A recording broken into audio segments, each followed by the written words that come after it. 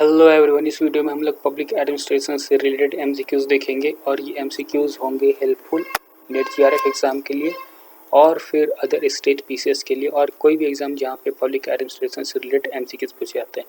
तो इस वीडियो में ये करना है कि हर क्वेश्चन के बाद आपको वीडियो को पॉज करके अपने करेक्ट आंसर मार्क करने और लास्ट में कमेंट करके ये बताने कि आपके कितने ऑप्शंस करेक्ट हुए हैं। So let's start. Question number 1. Public administration is nothing but the study of main materials and methods. This definition has been given by whom of the following? Option A. L.D. White, Option B. G.M. Pipner, Option C. Percy McQueen और Option D. Luther Bullock. तो इसका correct option होगा option C, पर्सी मैक्विन। ये statement based questions को याद रखने की ज़रूरत होती है, तो ये अच्छा होता है कि आप याद रखें इस टाइप के क्वेश्चंस को। तो next question is here, Which of the following states is not enlisted in the panchayat extension to the Scheduled Areas Act? इनमें से कौन सा स्टेट है जो पेसा एक्ट के अंदर नहीं आता है? तो option A Andhra Pradesh, option B Gujarat, option C Chhattisgarh और ऑप्शन डी उत्तराखंड। इनमें से कौन सा स्टेट है जो पेसा एक्ट के अंदर नहीं आता है? तो इसमें करेक्ट ऑप्शन होगा उत्तराखंड, क्योंकि उत्तराखंड ही ऐसा स्टेट है जो पेसा एक्ट के अंदर नहीं आता है। So next question is here, और पेशा एक्ट क्या होता है ये थोड़ा देख लेते हैं। ये एक्ट को 1996 में लाया गया था और इस एक्ट के अंडर में जो भी कॉन्स्टिट्यूशन के अंडर 5th शेड्यूल एरिया उसको स्पेशल प्रोविजन प्रोवाइड किया गया, यानी स्पेशल सेफगार्ड प्रोवाइड किया गया। और 5th शेड्यूल एरियाज हैं जैसे कि आंध्र प्रदेश है, Chhattisgarh, Gujarat, Himachal Pradesh, Jharkhand, Madhya Pradesh, Maharashtra, Orissa and Rajasthan. Till now 9 states है। और इस जो एरिया 5th शेड्यूल में आते हैं उसके प्रोविज़न उस एरिया में जो कॉन्स्टिट्यूशन के 9th पार्ट में जो प्रोविज़न है वो अप्लाई होते हैं, पर कुछ मॉडिफिकेशंस के साथ अप्लाई होते हैं। तो नेक्स्ट क्वेश्चन हम लोग देखते हैं, the term performance budget was coined by. जो ये टर्म है परफॉर्मेंस बजट, ये किसके द्वारा कोइन किया गया था? तो इसका करेक्ट ऑप्शन क्या होगा? देखिए, option A administrative reform commission of India, option B second Hoover commission of USA, option C estimates committee of India और option D first Hoover commission of USA. तो परफॉर्मेंस बजट को पहली बार coin किया गया था first Hoover commission of USA के द्वारा। तो हम लोग थोड़ा परफॉर्मेंस बजट में इंडिया को देख लेते हैं। ये परफॉर्मेंस बजट इंडिया में सबसे पहले एस्टिमेट्स कमेटी के द्वारा 1956 में रिकमेंड किया गया था, पर उस वक्त इसे इम्प्लीमेंट नहीं किया गया था, यानी इंट्रोड्यूस नहीं किया गया था। फिर इसको 1968 में इंट्रोड्यूस किया गया on the recommendation of ARC, first ARC। तो नेक्स्ट क्वेश्चन हम लोग देखते हैं, Reservation for the scheduled castes and scheduled tribes in the services has been provided in the Indian Constitution under। scheduled caste और scheduled tribe को services में संविधान के किस अनुच्छेद में रिजर्वेशन दिया गया है? तो option A article 315, option B article 335, option C article 365 और option D article 375।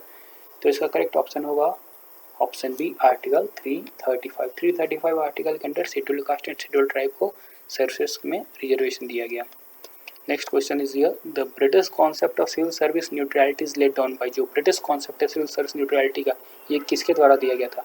Option A Fulton committee, option B Assheton committee, option C Masterman committee और option D Northcote Trevelyan committee. तो जो concept है British concept civil service neutrality का, ये Masterman committee के द्वारा दिया गया था। तो यही है। और सिविल सर्विस न्यूट्रलिटी क्या होता है? ये इसका मतलब होता है political neutrality of civil servants and non political nature of civil servants. मतलब जो भी, इसको एक उदाहरण के तौर पे समझते हैं, मान लीजिए कोई खास पार्टी आती है, उसके तरफ बिना इंक्लिनेशन दिखाए हुए, बिना उसका फेवर किए हुए अपने ड्यूटी को सही तरीके से निभाना ही सिविल सर्विस न्यूट्रलिटी कहलाता है।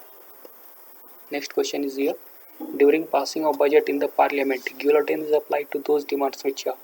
जब बजट पास होता है पार्लियामेंट में तो गिलोटिन किन डिमांड्स में अप्लाई होता है? Option A discussed and approve demands, option B discussed but not approve demands, option C discussed and reduced demands और option D not discussed for want of time.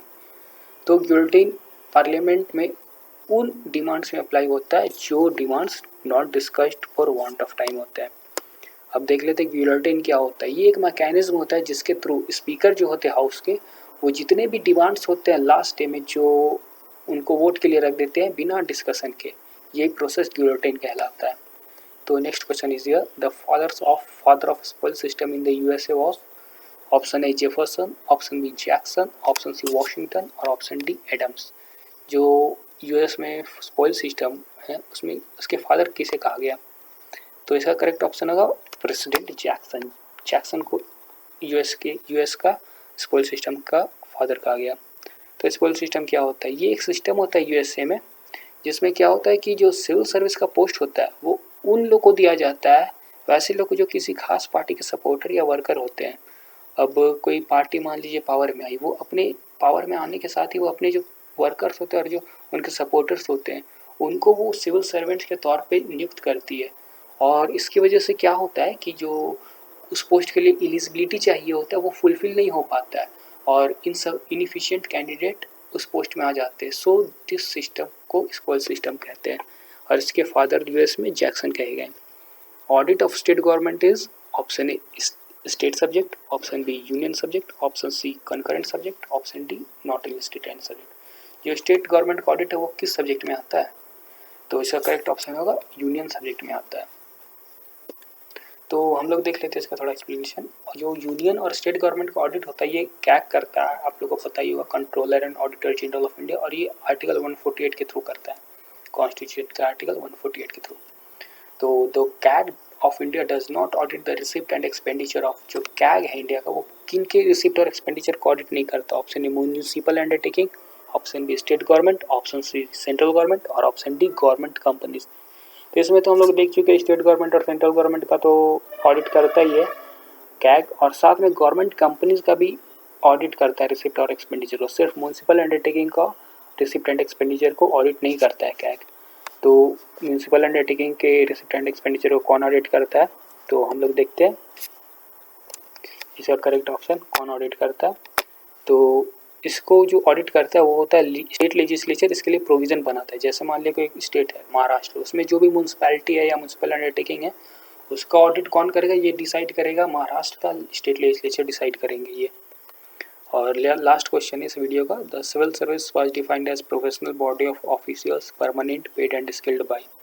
Option A Herman Finer, option B O G Stahl, option C Appleby और option D Woodrow Wilson. जो public जो civil service होता है उसको professional body official permanent paid and skilled किन्होंने कहा था? तो इसका करेक्ट ऑप्शन होगा ऑप्शन ए हर्मन फाइनर ने कहा था। तो ये इस वीडियो का लास्ट क्वेश्चन था। हम लोग देखते हैं, अगर आपको ये वीडियो अच्छा लगे तो लाइक कीजिए और कमेंट करके बताइए आपने कितने ऑप्शन अटैम्प्ट किए और कितने ऑप्शन आपके करेक्ट हुए, कितने क्वेश्चन अटैम्प्ट किए और कितने ऑप्शन करेक्ट हुए। अगर ये वीडियो अच्छा लगा तो सब्सक्राइब भी कीजिए चैनल को, क्योंकि इस तरह के क्वेश्चंस मैं डालता रहूँगा और ये आपके एग्ज़ाम में काफ़ी हेल्पफुल होगा। Thanks a lot and must watch next video.